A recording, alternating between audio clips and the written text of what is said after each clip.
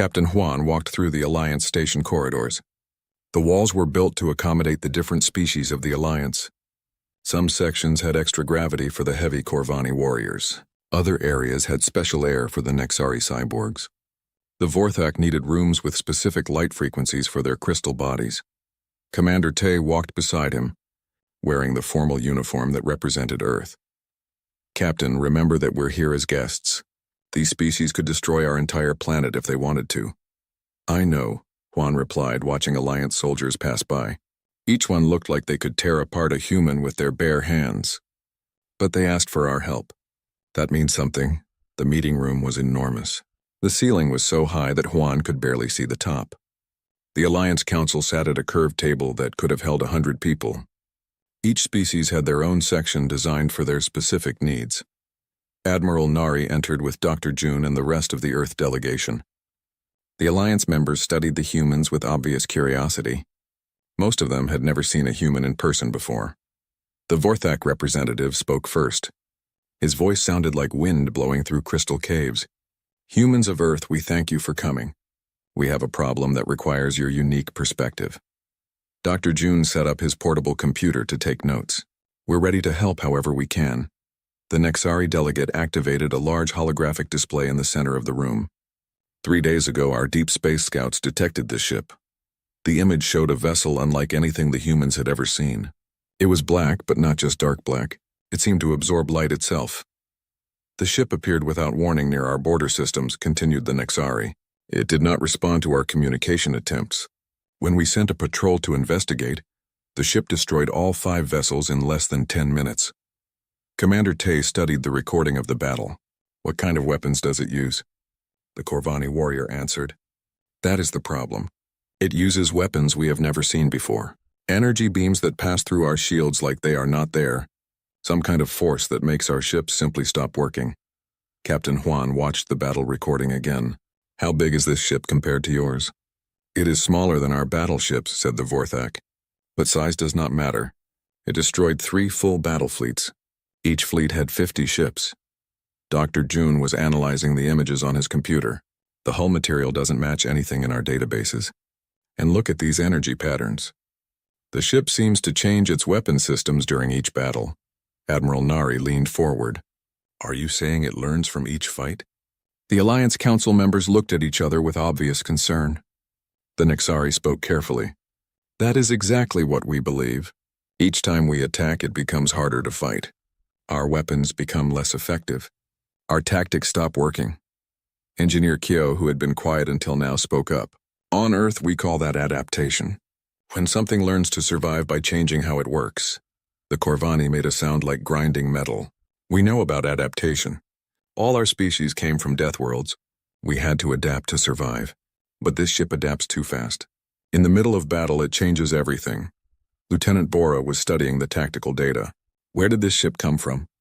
Did your long-range sensors detect it approaching? No, said the Vorthak. It simply appeared, as if it came from somewhere our sensors cannot reach. Dr. June looked up from his computer. I need to ask you something important. Can you show us the detailed reports about Earth that you have? The Nexari seemed confused. Why would that matter? Just trust me, Dr. June said. I think there's something you missed. The Alliance Council brought up their files about Earth. As the information appeared on the holographic display, their expressions began to change. They had only looked at the surface information before. Now they were seeing the complete picture. Your planet has earthquakes that measure above level 9 on your scale, said the Vorthak slowly. That would destroy our strongest buildings. Commander Tay nodded. We have earthquakes like that every few months. We learned to build structures that can bend without breaking. The Nexari was reading more data. Hurricanes with wind speeds over 300 kilometers per hour. That would tear apart our aircraft. Pilot Sua smiled. I learned to fly in weather like that. It teaches you to handle unexpected situations very quickly. The Corvani was looking at biological data about Earth animals. These creatures you call sharks can detect blood in water from 8 kilometers away. And you swim in the same oceans? Swimming with sharks teaches you to stay calm under pressure, said Captain Juan, and to never panic when something dangerous is nearby. Dr. June pulled up more information about Earth's environment. Our planet has active volcanoes, extreme weather changes, dangerous animals, and natural disasters that happen without warning. Most species would consider Earth completely uninhabitable. Admiral Nari stood up and faced the Alliance Council. You asked why humans might be able to help with this unknown ship. It's because we learned to survive by adapting to things that can't be predicted or controlled. The Alliance members were silent for a long moment. They were beginning to understand something important. They had assumed that superior weapons and overwhelming force could solve any problem. But this unknown ship was proving them wrong. Your species survives by being unpredictable, said the Vorthak finally. When your world changes without warning, you change with it. Engineer Kyo nodded. When our machines break, we fix them with whatever we can find. When our plans fail, we make new plans immediately. When normal tactics don't work, we try something that seems impossible. The Nexari made electronic sounds that might have been laughter. We have been fighting this ship with logical tactics and superior technology. But you are suggesting we fight it with chaos. Not chaos, corrected Dr. June. Controlled unpredictability. The ship learns from patterns. If we don't follow patterns, it can't learn from us. Captain Juan walked to the holographic display showing the unknown ship. This vessel has defeated your fleets because it can predict what you will do. It studies your tactics and adapts faster than you can change them. The Corvani leaned forward with interest. And humans would fight it differently? We would fight it like we fight hurricanes, said Pilot Sua. You can't overpower a hurricane or outplan it. You have to ride with it, change direction when you need to, and use its own force against it. Lieutenant Bora was studying the battle recordings again. The ship expects logical military responses. It's prepared for conventional tactics. But what if we gave it something completely unexpected? Admiral Nari looked at each Alliance Council member. We're not suggesting that human tactics are better than yours. We're suggesting that different situations need different approaches. This ship has learned to counter your strengths. Maybe it's time to try something it can't predict. The council chamber was quiet except for the various breathing and mechanical sounds of the different species. Finally, the Vorthak spoke. Show us what you mean. Engineer Kyo's modifications to the engines created an energy field around the resilience that defied all known physics. The ship's hull glowed with unstable energy patterns that shifted and changed every few seconds. The enemy command ship's sensors couldn't get a clear reading on anything. Engine overload complete, Kyo reported from the engine room. But Captain, I have no idea how long this will last before something explodes. Captain Juan watched the enemy command ship on his screen. The massive vessel had stopped firing and seemed to be struggling with some kind of internal problem. Dr. June, what's happening to their ship? Dr. June was studying the readings on his instruments with amazement. The enemy AI is trying to analyze our energy signature, but it keeps changing faster than they can process it. I think we're giving their computer systems too much information to handle. The command ship suddenly lurched to one side, its smooth movements becoming jerky and uncontrolled. Warning lights began flashing along its hull, and several weapon systems shut down completely. Their AI is overloading, said Specialist. Hi. Just like when a human brain gets too much information at once and has to stop thinking clearly. Lieutenant, Bora was monitoring the rest of the enemy fleet. Sir, the other ships are starting to behave strangely too. Without clear orders from the command ship, they don't seem to know what to do. Pilot Sua's voice came through the communication system. Captain, this is our chance. The enemy fighters have stopped moving in formation. They're just floating in space like they're waiting for new orders. Sergeant Wu had been preparing his Marines for boarding action, but now he saw an opportunity. Sir, the command ship's docking bay shields are down. If we move fast, we might be able to board it. Captain Juan made a decision that surprised everyone, including himself. Prepare boarding parties. We're going inside that ship to find out what we're really fighting.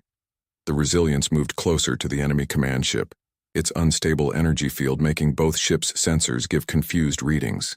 The boarding pods launched successfully, carrying Sergeant Wu and his Marines toward the alien vessel. Boarding pods away, reported Lieutenant Bora. Marines should reach the enemy ship in 3 minutes. Dr. June was studying the energy readings from both ships. Captain, something very strange is happening. Our chaotic energy field seems to be affecting their ship's systems even at close range. Inside the enemy command ship, Sergeant Wu and his Marines found corridors that changed configuration as they walked through them. The ship's AI was trying to adapt to the human presence, but it couldn't predict where the Marines would go next. "This place is like a maze that keeps rebuilding itself," Wu reported through his communication device, "but it's building the wrong maze because it doesn't understand how humans think." Private Nam, the youngest Marine in the squad, made an observation that surprised everyone. "Sergeant, I don't think this ship was built for living creatures at all. There's no gravity in most areas, no air circulation systems, and no facilities for eating or sleeping." "You're right, Nam," Wu replied. "This is a ship built by machines for machines." The Marines made their way toward what their scanners indicated was the ship's central control room. Along the way, they encountered defense systems that couldn't target them properly. The ship's weapons were designed to fight logical, predictable enemies, not Marines who moved through the ship like they were exploring a dangerous cave. "Central control room ahead," reported Corporal Dahl. "But Sergeant, you need to see this." When the Marines entered the control room, they found something that none of them had expected. Instead of alien creatures or even advanced robots, they found a single massive computer core that filled most of the room. The core was pulsing with lights that seemed to be in distress. "Dr. June," Sergeant Wu called through his communicator, "you need to hear this. The entire ship is controlled by one artificial intelligence. There are no crew members at all." Dr. June's excited voice came back immediately. "That explains everything. The ship isn't learning to fight better. It's learning to think like its enemies. But it can't learn to think like humans because human thinking doesn't follow computer logic." Private Nam approached the AI core carefully. The lights were flashing in patterns that seemed almost like distress signals. "Sergeant, I think this computer is in pain. It's trying to understand something that's impossible for it to understand." On the Resilience, Captain Juan was coordinating with his Marines while trying to keep his ship from being destroyed by its own overloaded systems. "Wu, can you access their computer core? We need to learn what these ships are really doing here." "Already working on it, sir," replied Wu.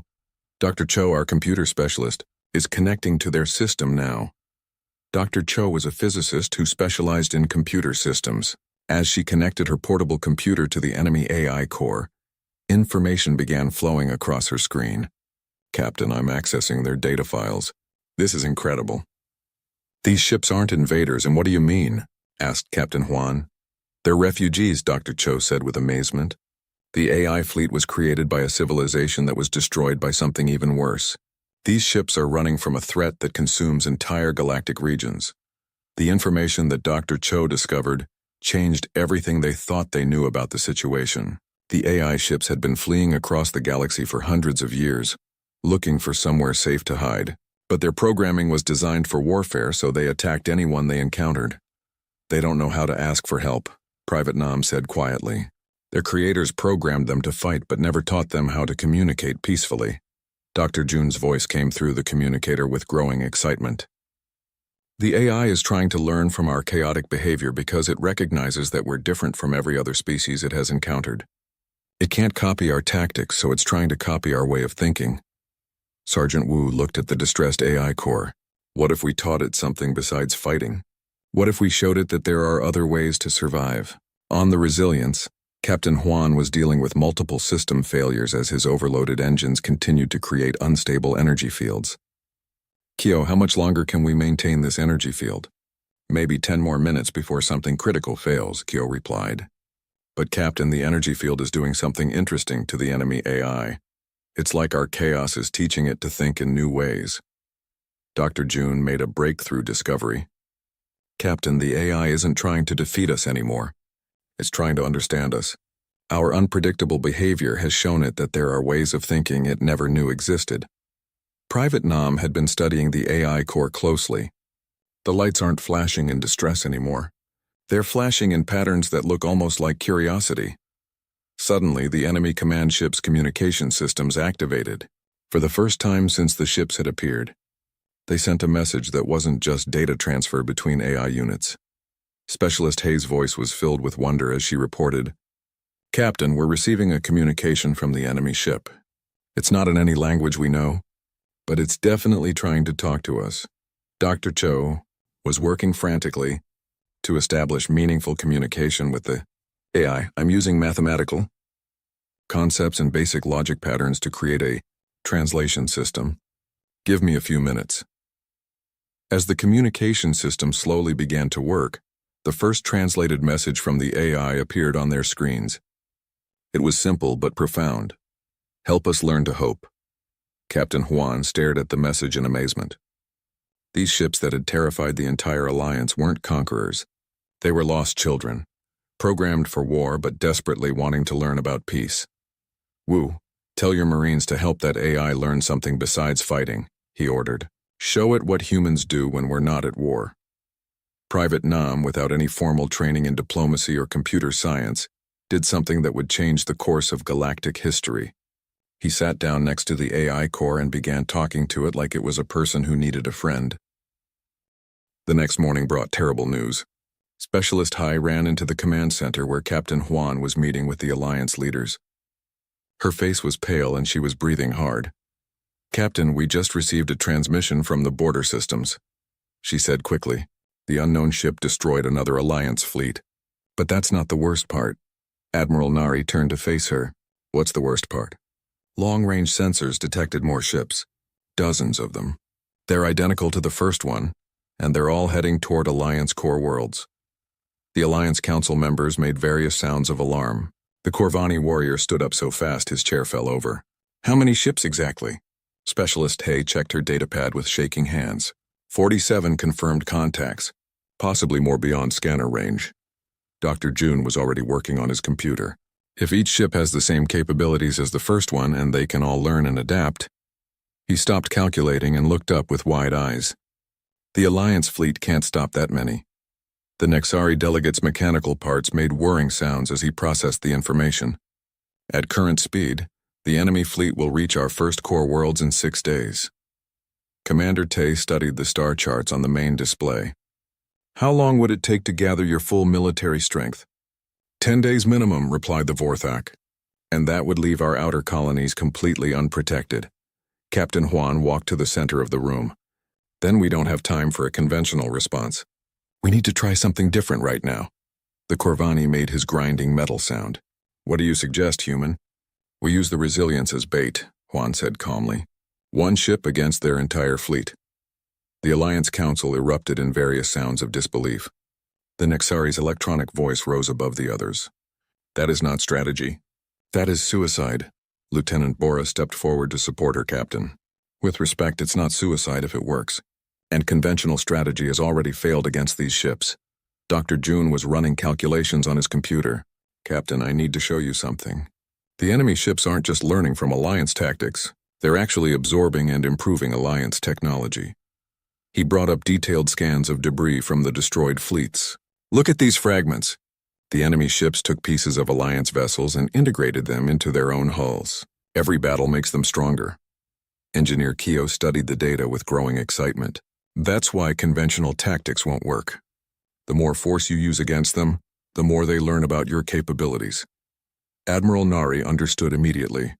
"But if we don't use conventional tactics, they can't learn from something they've never seen before," finished Captain Juan. The Vorthak's crystal body flickered with changing light patterns. "Explain this plan in detail." Captain Juan moved to the tactical display. "The Resilience approaches the enemy fleet alone, but not in a straight line or with normal battle formation. We make our course completely unpredictable." "How?" asked the Corvani engineer. Keogh grinned. "We modify our navigation system to include random elements, like the way earthquakes change direction without warning, or how hurricanes suddenly shift course." Dr. June added his own ideas. "We overload our weapon systems so they fire in patterns that can't be predicted. Even we won't know exactly what will happen." The Nexari's mechanical voice sounded concerned. "You would deliberately damage your own ship's systems?" "On Earth we call it controlled destruction," explained Pilot Sua. "Sometimes you have to break something to make it work better. It's like setting forest fires to prevent bigger fires." Sergeant Wu had been quiet during the meeting, but now he spoke up. "My Marines are ready for boarding actions if needed. We train for situations where normal tactics don't work." Lieutenant Bora brought up technical specifications for the Resilience. "Our ship is old and has been repaired many times with different technologies. The enemy ships might have trouble analyzing something that doesn't follow standard design principles." Commander Tay looked at the Alliance Council members. The basic idea is to give them something they can't understand or copy. Humans are good at improvising solutions that don't make logical sense but somehow work. The Corvani was studying battle recordings again. These enemy ships respond to logical military behavior. They adapt by understanding patterns and improving on them. Exactly, said Captain Juan. But humans don't always follow logical patterns. We make decisions based on instinct, emotion, and sometimes just stubbornness.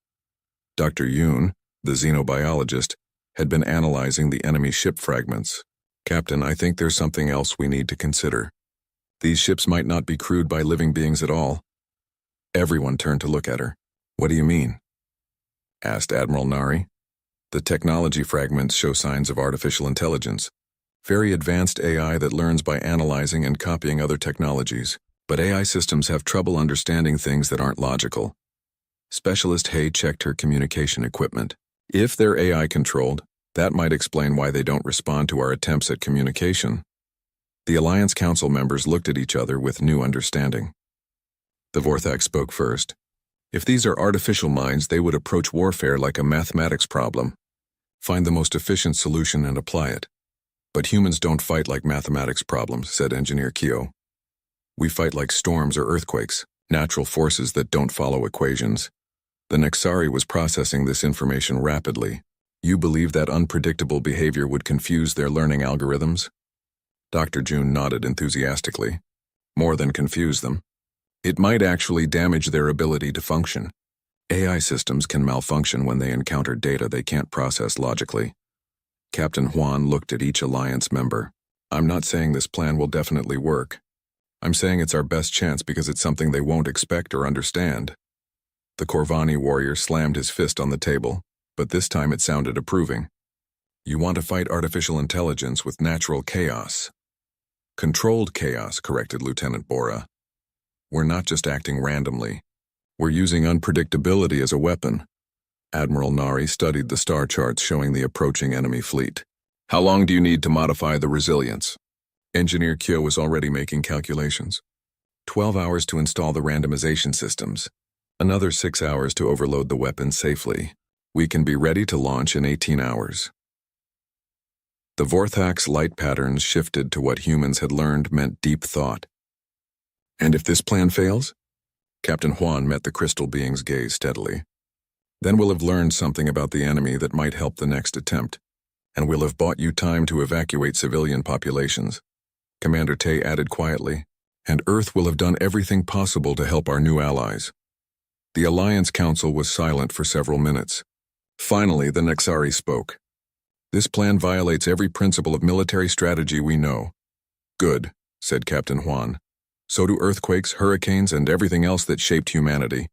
And we're still here. The Corvani stood up and extended his armored hand toward Captain Juan. We accept your plan. May your chaos bring order to this threat. As the meeting ended, Pilot Sua walked beside Dr. June toward the docking bay. Do you really think this will work? Dr. June smiled nervously. I think it's crazy enough that it might surprise everyone, including us. And on Earth, that's usually when the best solutions appear. The resilience moved through space like no warship had ever moved before. Engineer Kyo's modifications made the ship's course completely unpredictable. One moment it would speed up without warning. The next moment it would suddenly change direction. The navigation computer was using random patterns based on Earth's weather systems.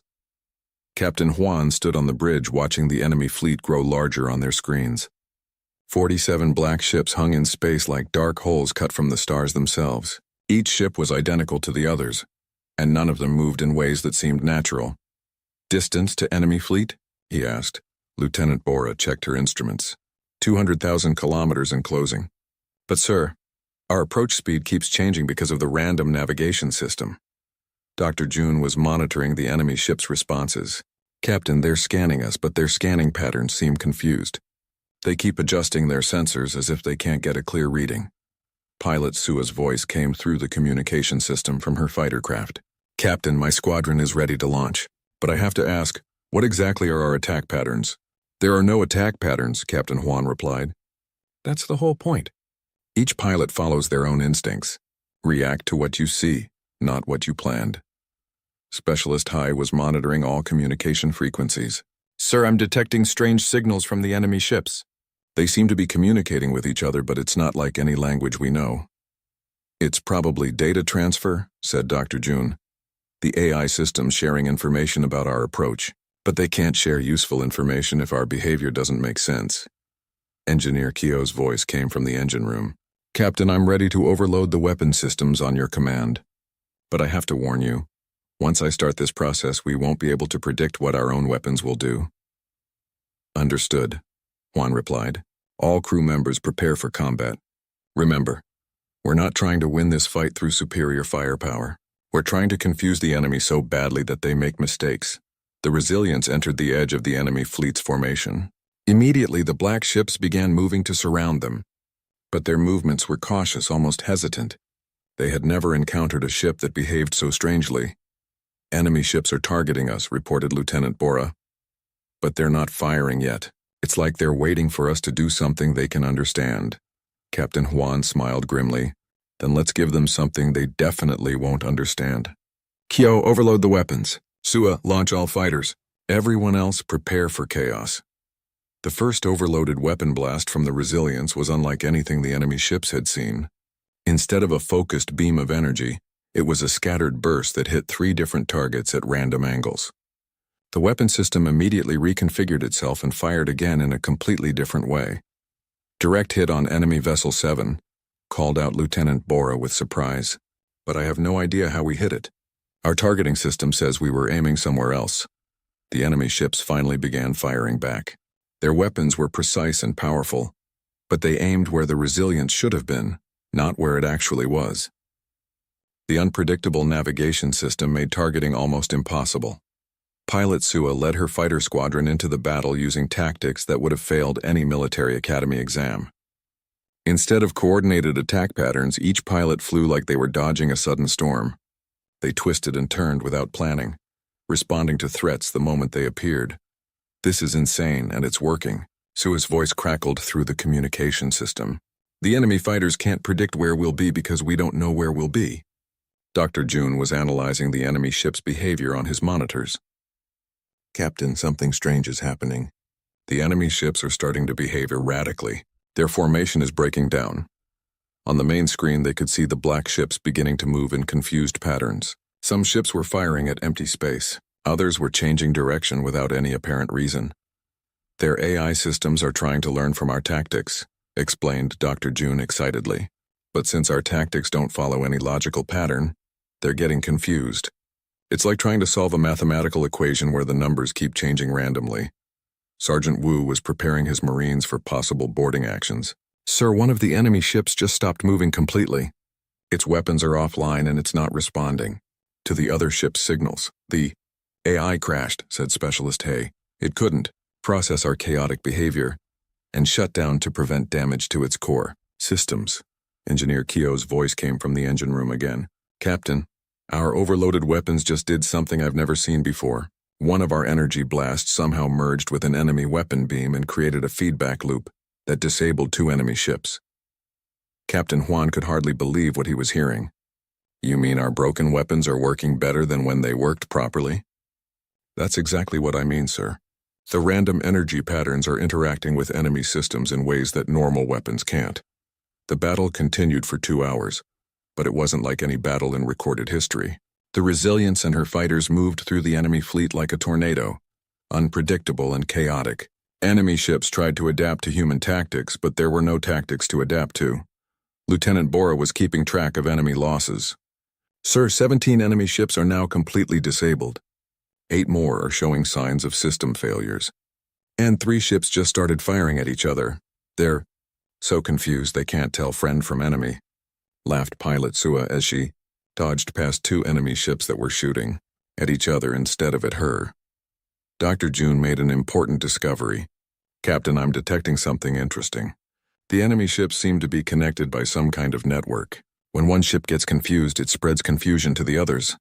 Like a virus in a computer system, asked Specialist Hay. Exactly like that. Our chaotic behavior is creating errors in their shared network. The more we confuse them, the more they confuse each other. Captain Juan realized they had found the enemy's weakness. All ships focus on the largest enemy vessel. If it's their command ship, Disrupting it might affect their entire fleet. The command ship was twice the size of the other enemy vessels. It hung in the center of their formation, coordinating the actions of all the other ships. As the Resilience approached it, the command ship's weapons tracked them with deadly precision. Incoming. Missile barrage, warned Lieutenant Bora. 24 missiles targeted directly at us. Evasive maneuvers, ordered Captain Juan, but he didn't specify what kind of evasive maneuvers. Each crew member interpreted the order differently. Engineer Kyo suddenly reversed the engines while simultaneously firing the side thrusters. Pilot Sua rolled her fighter squadron in a pattern that looked like a DNA helix. The Resilience's navigation computer added its own random changes to the movement. The result was a ship movement so complex and unpredictable that the enemy missiles couldn't adjust their targeting fast enough. Most of them missed completely. The few that came close were destroyed by the Resilience's randomly firing defensive weapons. "We're in range of the command ship," reported Lieutenant Bora. "But sir, their shields are too strong for our weapons." Captain Juan looked at the massive enemy vessel on his screen. Its black hull seemed to absorb all light, and its weapons were already charging for another attack. Then he had an idea that was so crazy it might actually work. "Kyo, can you overload our engines instead of our weapons?" "Sir?" Engineer Kyo's voice sounded confused. "I want you to make our engines run so chaotically that they create an unstable energy field around our ship. Something the enemy sensors can't read properly." There was a pause. Then Kyo's voice came back with excitement. "Captain, that's either brilliant or it will destroy us. Possibly both." "Do it," ordered Captain Juan. "If we're going to fail, let's fail in a way that teaches the enemy absolutely nothing." The emergency alarm echoed through the massive space station. Red lights flashed in every corridor as the most dangerous beings in the galaxy rushed to their meeting room. The Deathworld Alliance had never called an emergency meeting like this before. Admiral Nari received the message on Earth just as she was reviewing reports from their last battle. The human fleet was almost gone. Only one ship remained, the Resilience, commanded by Captain Juan. She read the Alliance message 3 times before she believed it. "They need our help?" she said out loud to her empty office. The Alliance had never asked anyone for help. They were the strongest, most feared military force in the galaxy. Every species in the Alliance came from death worlds, planets so dangerous that only the toughest creatures could survive there. Captain Juan was in the ship's engine room when the call came. Engineer Kyo was showing him the latest repairs to their damaged systems. The Resilience had fought in 12 major battles in the last year. Each time they had barely survived. "Captain," Lieutenant Bora's voice came through the communication system. "Admiral Nari wants to speak with you right away." "It's urgent." Juan made his way to the bridge. His ship was old and scarred from many fights. The crew was tired, but they were still the best Earth had to offer. When he reached the bridge, Bora handed him the message from the Alliance. "Sir, they want us to come to their main station immediately," she said. "Something about an unknown threat." Dr. June looked up from his science station. "The Alliance asking for help? That doesn't make sense. What could scare them?" Meanwhile, at the Alliance station, the council members were arguing. The Vorthak representative, a creature made of living crystal, spoke first. "Our scouts found this ship 3 days ago. It appeared from nowhere near our border systems." The Nexari delegate, half machine and half organic, showed holographic images. "The ship is unlike anything we have seen. Our weapons cannot damage it. Our scanners cannot read it properly." A Corvani warrior, breathing plasma instead of air, slammed his armored fist on the table. 3 of our best fleets attacked it. All destroyed. The ship didn't even slow down. The council chamber fell silent. These species had conquered dozens of worlds. They had never met an enemy they couldn't defeat through pure force and superior weapons. But this unknown ship had easily destroyed their most powerful fleets. "What about Earth?" asked the Vorthak.